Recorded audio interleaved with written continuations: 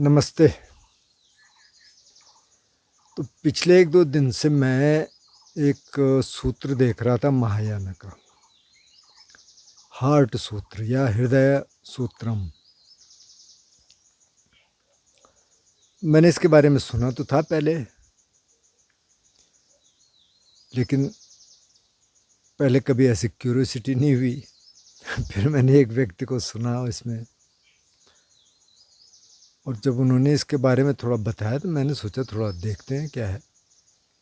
तो बहुत कॉम्पैक्ट है, बहुत छोटा है, और कहा जाता है कि जो प्रज्ञा पारमिता सूत्र है उसका ये एंड है। तो शायद प्रज्ञा पारमिता सूत्र में से और सूत्र निकले होंगे। फिर मैंने प्रज्ञा पारमिता सूत्र के बारे में पता किया तो पता चला कि प्रज्ञा पारमिता सूत्र की करीब 40 वॉल्यूम है। तो मतलब पूरी महायान टीचिंग प्रज्ञा पारमिता सूत्र में है। उसी में शायद डायमंड सूत्र भी होगा, तो हो सकता है अलग हो। पता नहीं। एनीवे, तो जब मैंने इसको देखा, एक चैंट भी सुना मैंने, बहुत अच्छा किसी ने गा रखा है। तो जो इसकी लास्ट लाइन है, अच्छा बाय द वे, इसमें जो शून्यता का सिद्धांत है ना, जिसमें आपने सुना होगा, बहुतों ने सुना होगा कि form is emptiness, emptiness is form. तो तिक नैथन ने उसको थोड़ा सा चेंज किया कि body is emptiness, emptiness is body. Form को उन्होंने बॉडी कर दिया। एम्प्टी नहीं कहा, एम्प्टीनेस कहा, कि मतलब इसमें शून्यता है और शून्यता में ये है। तो ये बहुत छोटा सूत्र है, और इसमें पंच स्कंदों की बात है बेसिकली। लेकिन मैं सूत्र की चर्चा इस रूप में नहीं करना चाह रहा था। मैं जो आखिरी लाइन थी, जिसको कि चैंट भी किया जाता है बाय द वे, वो भी मुझे अभी पता चला। तो वो है गते गते पार गते पार संगते बोधि स्वाहा। तो गते गते पार गते मतलब कि चलते चलते जो पार हो गया, पार गते, और पार संगते उसके भी बियॉन्ड चला गया। पहले तो पार गया, लेकिन उसके भी बियॉन्ड चला गया, मतलब कि एक तरह से इनलाइटेंड हो गया। लेकिन इसके 2-3 चीज़ों पे मेरा थोड़ा सा क्यूरियोसिटी बढ़ी। मैंने देखा कि एक तो ये जो आखिर का है, गते गते पार संगते बोधि और स्वाहा। मैंने कहा स्वाहा कहाँ से आया ये? क्योंकि स्वाहा तो जब यज्ञ होता है ना, जब हम आहुति देते हैं तो उसमें स्वाहा बोलते हैं। उस स्वाहा का मतलब जो मैं समझा था वो ये था कि भाई आप जो भी नेगेटिविटी है वो ख़त्म हो गई, और नहीं हुई तो इसमें डाल दो, आग में ख़त्म हो जाए। आजकल उसका थोड़ा मतलब अलग है कि भाई ठीक है, मेरे दुख दर्द दूर हो जाए और अच्छी चीज़ें आए। सुख संपत्ति घर आवे। आजकल मीनिंग थोड़ा चेंज हो गया, लेकिन फिर भी उस मामले में भी ये ठीक बैठता है उस महीने में। और स्वाहा का एक मतलब और था कि भाई अच्छी तरह समझाया हुआ। चलो, लेकिन बात यह है कि स्वाहा जो शब्द है ये तो वैदिक शब्द है। पाली कानन में तो कहीं स्वाहा है नहीं। फिर मैंने इसका पता किया, भाई ये कौन है, कौन बोल रहा है, किसको बोल रहा। तो ये सूत्र है, इसमें अवलोकितेश्वर बोधिसत्व या बुद्ध कह सकते हैं। पर क्योंकि बुद्ध की अवधारणा वहाँ नहीं है, वो कहते हैं कि हमारा तो बोधि सत्व पाथ है, हमने बुद्ध नहीं बनना है, हमने तो सबका कल्याण करना है। और जब तक सारे लोग इनलाइटेंड नहीं हो सकते, लोग नहीं मतलब सारे प्राणी, तब तक हम आते रहेंगे यहाँ। तो मतलब ये तो इटर्नल हो गया कि वो आते रहेंगे। उन्होंने तब तक उनको बुद्धत्व नहीं चाहिए या अरंत उनको नहीं बनना है, जब तक कि सारे प्राणी नहीं हो जाते। तो बुद्ध ने कहा तो इम्पॉसिबिलिटी है। इसमें तो इतने वर्ल्ड सिस्टम है कि असंख्य वर्ल्ड सिस्टम है, तो वो तो हो ही नहीं सकता कभी। तो चलो खैर, वो उनकी इच्छा है। लेकिन ये जो सूत्र है तो इसमें अवलोकितेश्वर किसको कह रहे हैं? सारिपुत्र को कह रहे हैं। सारिपुत्र कौन थे? तो सारिपुत्र थे जो बुद्ध के जो अग्र श्रावक थे दो, बनते सारिपुत्र और बनते मोगलाना। तो उसमें से एक के सारिपुत्र हैं जो कि किस में अग्र थे? प्रज्ञा में अग्र थे। तो उनको जो है वो लोकितेश्वर बता रहे हैं। मैंने कहा कहाँ से आ गया भाई? अच्छा, फिर थोड़ा मैंने महायान का देखा कब डेवलप हुआ ये। तो महायान को बताते हैं कि 1st सेंचुरी BC से लेके 6th सेंचुरी AD तक इस 700 सालों में ये डेवलप हुआ। तो वहाँ कहाँ से सारिपुत्र आ गए? ये क्या पाली कैनन में कुछ था इस तरह का? ऐसा तो कुछ है नहीं। तो कि सारिपुत्र को बता रहे हैं और प्रज्ञा पारमिता में भी ये है कि बुद्ध बता रहे हैं कहीं।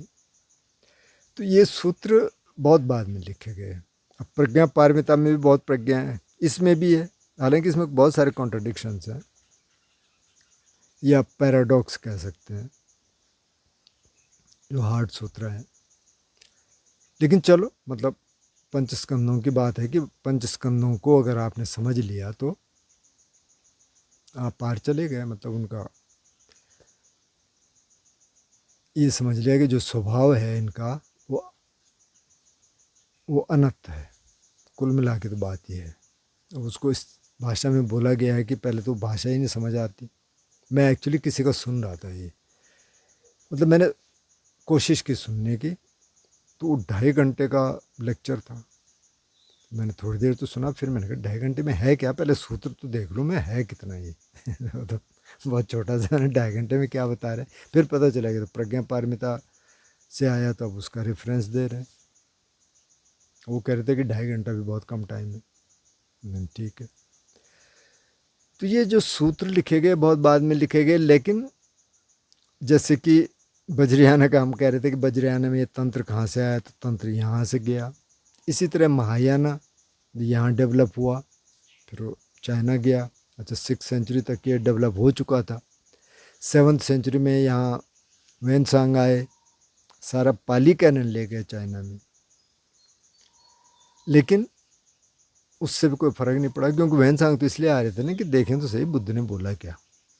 तो पता नहीं क्या बोल रहे हैं, हमें क्या पता कि सही है कि गलत है। लेकिन अब उन्होंने उसको ट्रांसलेट किया होगा, फिर वो कहीं रहा होगा सुरक्षित, किसी ने रखा होगा, लेकिन उसको प्रैक्टिस में नहीं लेके आए। तो अब इसको सुनते हुए मुझे ये लगा कि अभी चाइना में डेवलप हो रहा था, जैसे वज्रयाना तिब्बत में डेवलप हो रहा था। हालांकि कहा जाता है कि पहले यहाँ हुआ कश्मीर में, लेकिन उसमें भी फिर ये है कि अगर 2nd सेंचुरी में जो नागार्जुन हुए, जब वहाँ से शुरुआत हो गई, तो फिर कहाँ 6th सेंचुरी, कहाँ 2nd सेंचुरी। पद्म संभव तो बहुत बाद में गए वहाँ 7th सेंचुरी में। तब तक फिर इसका मतलब कहीं ना कहीं तो था। लेकिन वज्रयान में उन्होंने ये नहीं कहा कि ये बुद्ध के सूत्र हैं। उन्होंने कहा भाई ये कमेंट्री है, ये एक्सप्लेनेशन है, क्योंकि उसको समझना मुश्किल है और इसमें बहुत सारी और चीज़ें हैं। मतलब ये उन्होंने नहीं कहा, लेकिन उसमें है तो ठीक है। लेकिन अब महायान में तो वो कह रहे हैं कि बुद्ध कह रहे हैं, और यहाँ सारिपुत्र को अवलोकितेश्वर कह रहे हैं। तब ये तो पहले ही झूठ से शुरू हो गया। अब हो सकता है कि वहाँ लोगों ने सोचा होगा कि कहाँ चाइना, कहाँ इंडिया, किसको पता चलेगा क्या है कैसा है। लेकिन अब जब कुछ सालों से, मतलब कुछ दशकों से कहना चाहिए, जब ये टीचिंग सारी आ गई पब्लिक डोमेन में, जैसे ख़ास तौर पे जो पाली कैनन है, तो फिर लोगों ने कंपेयर करना शुरू कर दिया कि भाई ये कब कहा। अब तो कह रहे हैं अवलोकितेश्वर कहाँ है, तो भी तो मिथोलॉजिकल फिगर है ना, तो सारिपुत्र को कहाँ से कह देंगे, तो ये तो सारे बनाए हुए हैं। तो अब मैं किसी और को भी सुन रहा था। तो अब ये बातचीत होने लग गई है कि भाई ये तो ओरिजिनल है, तो ये कहाँ से आ गया फिर। तो ठीक है, आप जो ध्यान कर रहे हो वो तो ठीक है, लेकिन आप ये क्यों कह रहे हैं कि ये तो बुद्ध ने कहा था। तो बुद्ध ने नहीं कहा था। तो ये बात एक सामने आने लग गई। मैं किसी ऋषि को सुन रहा था जो जैन टीचर है, तो वो भी कह रही थी कि अच्छा जो पाली कैनन में ऐसा है। तो फिर मुझे लगा अच्छा चलो ये लोग अब बोलने लग गए। हालांकि जो जैन जो सूत्र हैं उसमें उन्होंने नहीं कहा कि ये बुद्ध ने कहा था, ये सिर्फ महायान में है। जो कि बुद्धिस्ट सूत्र नहीं है, उनको कहा गया कि ये बुद्धिस्ट सूत्र हैं। इसी तरह जब तिक न्यत हन हुए, जो जैन मास्टर हैं थे, मतलब वियतनामी जैन मास्टर, तो उन्होंने भी फिर पाली सूत्र को लिया और उनसे उन्होंने पढ़ाना शुरू किया, मतलब उनसे उन्होंने सिखाना शुरू किया। तो यहाँ मेरे कहने का मतलब ये था कि जैसे 2-4 दिन पहले का कोई वीडियो मैंने बनाया था कि भाई आप पहले ये देख लें कि आपका रास्ता क्या है, नहीं तो यहाँ ना भटकने के बहुत चांसेस हैं। अब महायाना सूत्र बहुत अच्छे लग रहे हैं, लेकिन जब आप थोड़ा सा देखना शुरू करो तो फिर पता चलता है कि ये तो ओरिजिनल है ही नहीं। अब इसमें जो टीचिंग होगी वो बहुत बात की है, अब पता नहीं किसने क्या कहा क्या नहीं कहा। तो इसलिए एक तो ये देखना बहुत ज़रूरी है कि इसका सोर्स क्या है, ये कहाँ से आई टीचिंग, ख़ास तौर पे जब आप बुद्धिस्ट पाथ पे हैं, मतलब बुद्ध की शिक्षाओं पे आप चल रहे हैं। दूसरा ये देखना ज़रूरी है कि उद्देश्य क्या है। आप जो पढ़ाई लिखाई कर रहे हैं बुद्धिज़्म की या किसी और इज़म की, उसका उद्देश्य क्या है। तो फिर मैंने इस पे भी थोड़ा कंटेम्पलेट किया कि जैसे बहुत सारे लोगों को मैं सुन रहा था कि साहब वो तो इनलाइटेंड है, ये तो वो तो इनलाइटेंड है। अच्छा, किसी इनलाइटेंड को सुना जो जिसका जो खुद ही कह रहा है कि मैं इनलाइटेंड हूँ, तो वो कह रहा है कि अरे थेरावाद में जो कहा जाता है ना कि इनलाइटेंड होके फिर दोबारा नहीं आना, मैं नहीं मानता इसको। अच्छा भाई। मतलब तेरे न मानने से वो चेंज हो जाएगा क्या। तो उसके लिए फिर वो कहते हैं कि हमारा तो बोधिसत्व पात है, हम इनलाइटेंड लेकिन बोधिसत्व पात है, तो मतलब कोई कुछ भी कह लेगा। तो यहाँ असली बात ये है कि फिर से आप लौट के ध्यान पे आ जाओ। ध्यान मुख्य है, आप ध्यान करते रहो और पढ़ने के लिए आप पढ़ लो, ये पढ़ लो वो पढ़ लो, लेकिन ये पढ़ो कि ये सोर्स क्या है भाई इसका। जैसे अब वज्रयान में माना, तो वज्रयान में तो बहुत सारी चीज़ें हैं, बहुत तंत्र है, बहुत ये है। डार्क रिट्रीट्स आजकल तो वाइट भी करवा रहे हैं, डार्क रिट्रीट्स, मतलब वो भी लामा बन गए और वो भी डॉक्चन मास्टर बन गए, क्योंकि बहुत सारे तिब्बती तो वहाँ हैं वेस्ट में। तो जो पहले नहीं हो सकता था वो अब हो रहा है उधर। तो फिर अगर उसको देखें ना कि भाई इसका उद्देश्य क्या है, हमारे लिए इसका उद्देश्य क्या है, तो उद्देश्य तो है कि जो काम क्रोध लोभ मोह मद मत्सर ईर्ष्या द्वेष ये सब खत्म हो जाए, धीरे धीरे कम हो जाए। उद्देश्य तो ये है।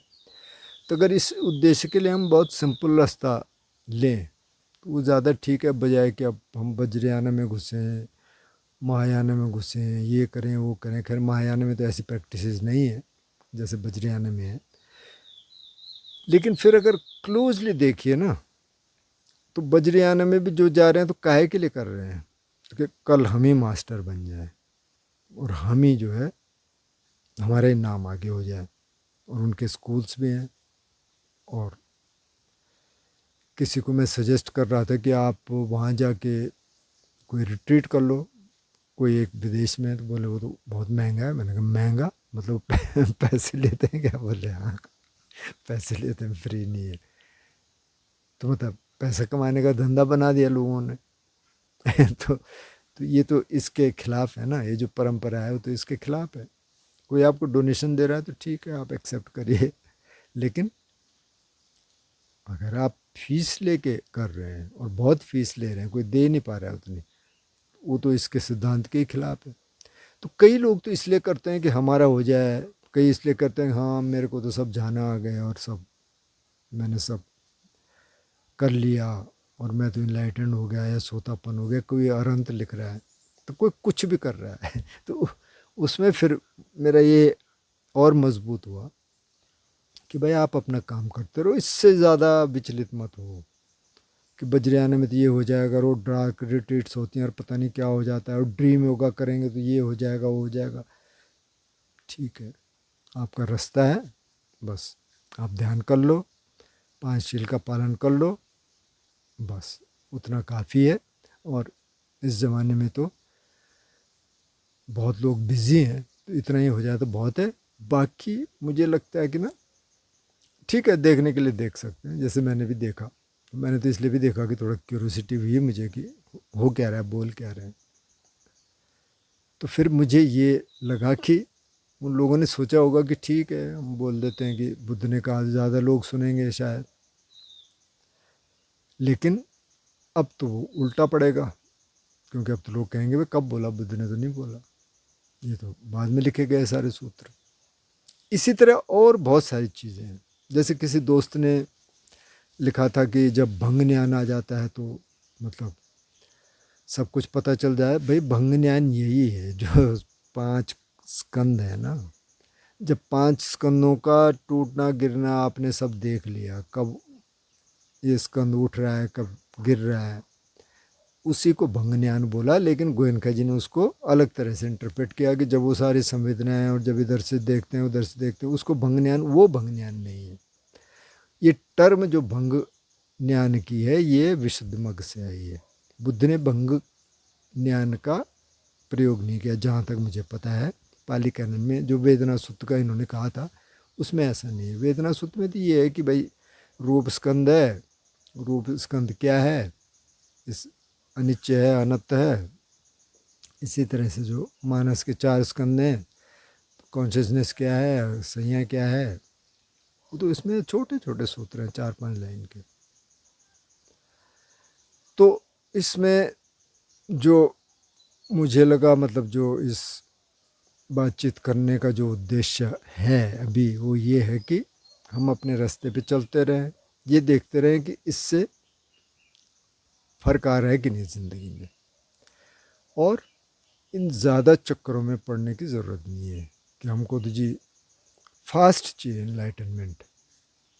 जैसे मैंने कहा दलाई लामा जी कह रहे हैं कि भाई इसमें तो बहुत कुछ है, ये कह रहे हैं कि बहुत जल्दी हो जाएगा, मैंने तो किसी को इनलाइटेंड होते देखा नहीं तो मतलब ऐसा नहीं है कि उस रास्ते से जाएंगे तो जल्दी हो जाएंगे और इस रास्ते से देर लगेगी। बात क्या है, बात तो ये है कि आपके काम क्रोध लोभ मोह जब ख़त्म हो गए तो इनलाइटन होंगे ना, तब इनलाइटनमेंट आएगा। लेकिन इनलाइटनमेंट की क्यों सोच रहे हो, अभी तो ये सोचो कि हमको प्रेजेंट मोमेंट में रहना है, यहाँ ठीक ठाक रहना है बस। जब इतनी तैयारी हो जाएगी तो इनलाइटनमेंट हो जाएगा अपने आप। नहीं भी होगा तो भी ठीक है, हमें अपने को ठीक रखना है। सारी बात ये है, इसलिए मैं ये बातचीत थोड़ा सा करना चाह रहा था। नमस्ते।